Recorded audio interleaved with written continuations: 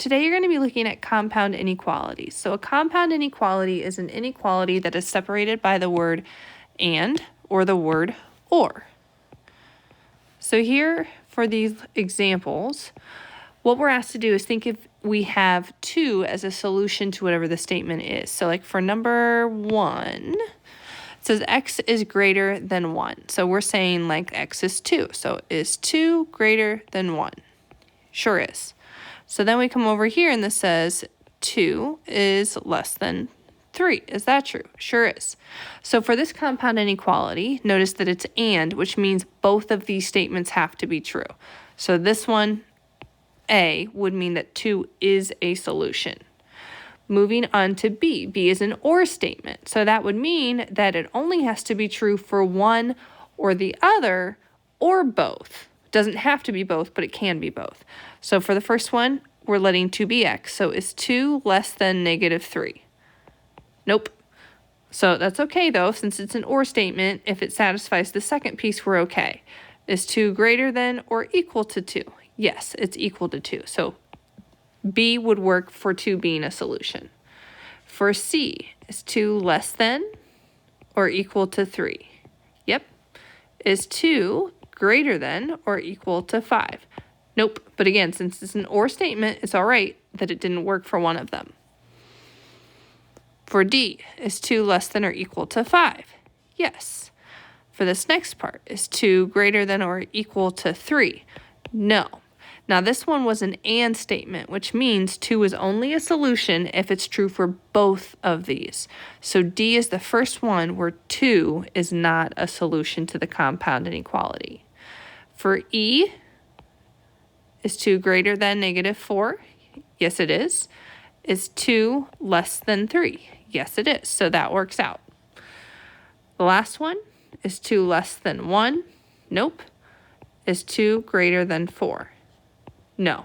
And so again, it's an or statement. It had to make one or the other true. It didn't make either of them true. So 2 is not a solution there. So the next thing we have here is just kind of a reminder of what I just went over. If you have an and inequality, solutions must make every part of the inequality true. For an or statement, they have to make one part true. So the first part, the second part, or both parts. Moving down, we're going to just review how you would graph your solutions. And so we're graphing the solutions from above. And so I just kind of rewrote what those were. Reminder, when you graph here, you're going to have an open circle for greater than or less than, and you have a filled in circle for greater than or equal to or less than or equal to. So for B, I've got my first number at x is less than negative 3. So I come here to negative 3. That would be an open circle. X values that are less would be found to the left. And then we have x is greater than or equal to 2. So that would be a closed circle at 2 and an arrow pointing to the right. For C, x is less than positive 3. Less than or equal to, sorry. So closed circle pointing to the left, and then x is greater than or equal to 5, closed circle pointing to the right. For D, we would have a closed circle at 5, pointing to the left. Then we would have a closed circle at 3, and the arrow pointing to the right. So when you have the graph where the arrows point towards each other, when you graph it as your final solution, you'll connect the two dots. So since it's an and inequality, it has to make both of them true. So even though, for instance, values that are less than 5, would be all the way down here, and values that are greater than 3 include all these values over here to the right, the answer is only what makes them both true, and that would be only the portion that connects the two dots. So for E, we have x is greater than negative 4, and then we have x is less than 3. So greater than 4 would point this way, less than 3 would point this way. Now, this is super uncommon, you guys. I would kind of say we probably could just throw this one out. We don't generally discuss or graphs as pointing towards each other. So here, like on F, if we look at this one here, X is going to be less than 1. And it's going to be greater than 4. So that makes sense that they point away from each other. The answer is on one piece or the other piece. So when it says think and discuss, describe the typical appearance of and inequalities and or inequalities. And inequalities will point towards each other. So they're either both open, both closed, or one of each, but they connect. Or inequalities will point away from each other. And again, both open, both closed, or one of each. Now, the next thing we need to look at is there's another way that you can write an and inequality that can sometimes look nicer. And so here, if you look, here it is in words. X is less than 5 and X is greater than or equal to 2. This is the other way that you can write it. So I think of these as being like string inequalities. They're just written as one string. And how you write them is you put your variable in the middle. So X would be in the middle. And then the symbols will always point to the left, where the smallest number is the furthest on the left, and the largest number is all the way on the right. Now the symbol less than that you see here, you could have a line underneath, okay? It depends on what you have in the original problem. So let's take a look at this first example. So when I rewrite this inequality, X is greater than 1 and X is less than 3. So the variable goes in the middle. The arrows will point to the left, and then the numbers go smallest to largest. Okay, so now what I'm looking at is this first part. There's no line underneath. This is just X is greater than 1. So which piece is that? That is this piece right here. So X greater than 1. Then on the next one, X has to be less than 3. And if you look here, that does in fact say X is less than 3. The next one, we have these lines that we can talk about specifically for this equal to piece. So on the second one, X still goes in the middle. 3 is the smaller number, 5 is the bigger number. The symbols will always point to the left. For the first one, it says X is less than or equal to 5. So I'm looking at the X and the 5. The line goes underneath so that it reads as less than or equal to. Then X is greater than or equal to 3. So X greater than or equal to 3.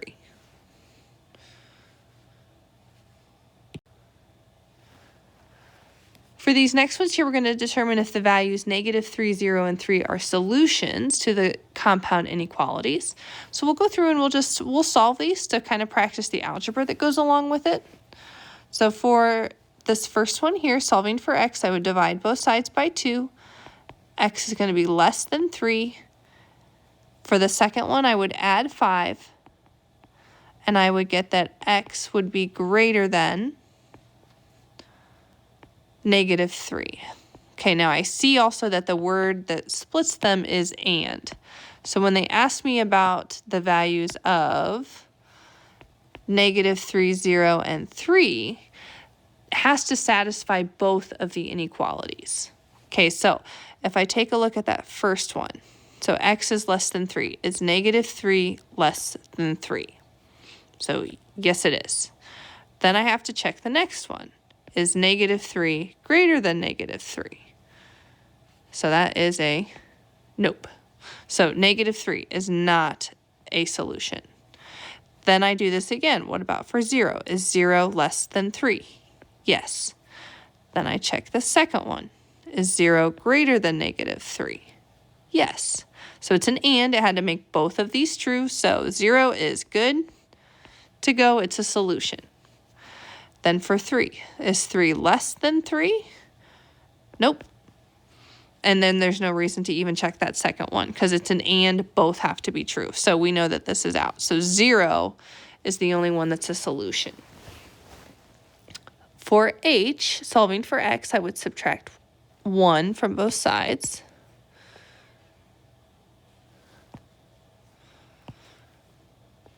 So I would get x is greater than or equal to 1, or dividing both sides by 5, x is less than -2.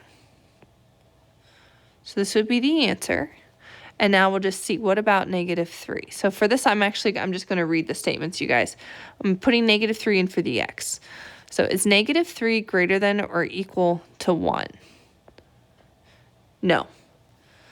Is -3 less than -2? Yes. Okay, so this works. It's an or statement. It had to just make one or the other true. So this one's okay. Now we'll just read it again for 0. Is 0 greater than or equal to 1? No. Then we have, is 0 less than -2? No.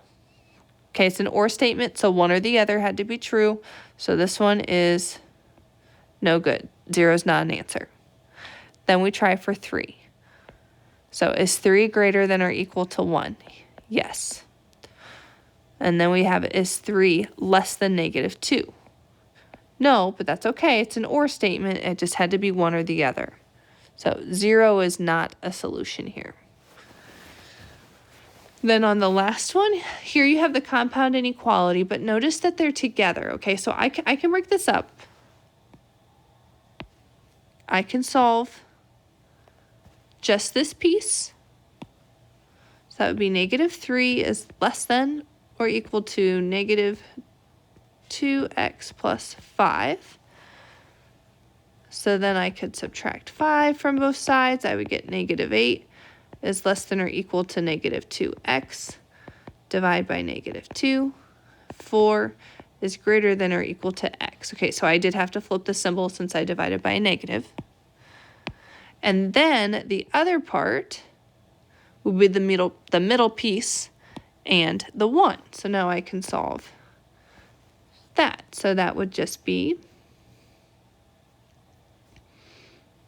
-2x plus 5 is less than 1. Subtract 5. -2x is less than -4. Divide by -2. And x is greater than 2.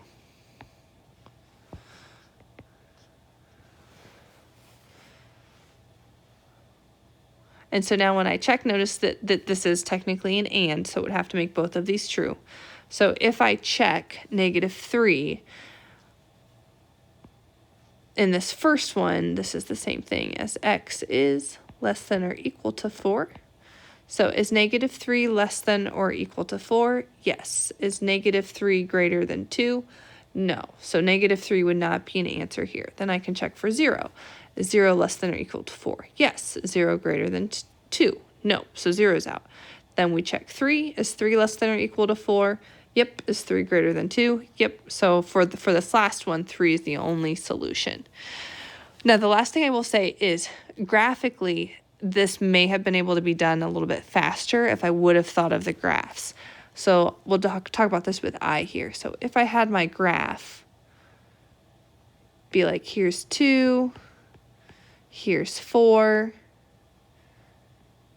and it would have been a filled in circle at 4, an open circle at 2, and a line connecting them. So now when I consider what they asked, which so -3 is somewhere down here, 0 is somewhere down here, 3 is right in the middle. You can see by looking at the graph that 3 is the only solution because it's the only value that would be found in the graph. -3 and 0 are both on the outside.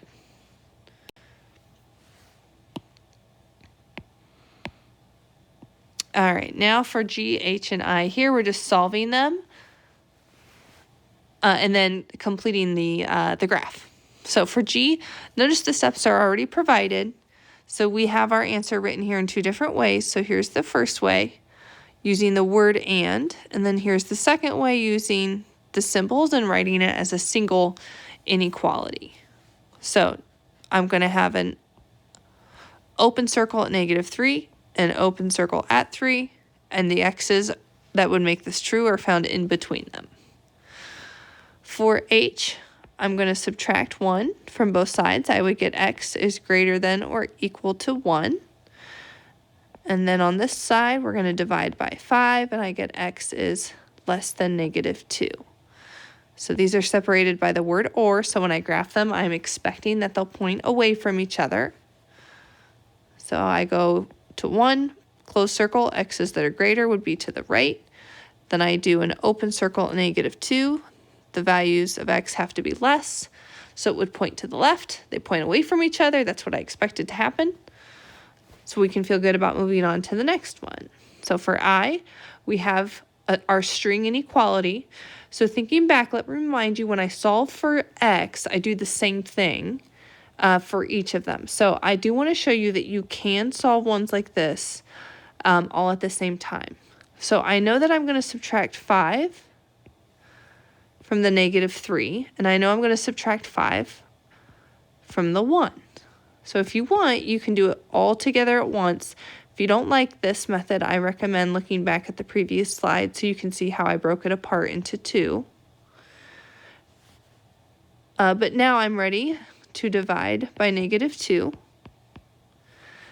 And reminder that the symbols are going to flip because I'm dividing by a negative.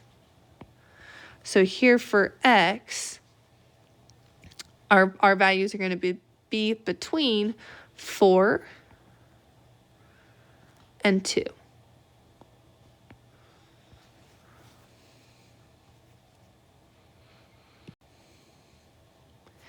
And last we have these two application examples. I'm not going to use time going over these ones right now. I think our time will be better spent if we can take care of these two when we're actually in person. So I do want you to, I would try this. See if you can figure out how to write these two inequalities. 2 might be slightly easier than problem number 1.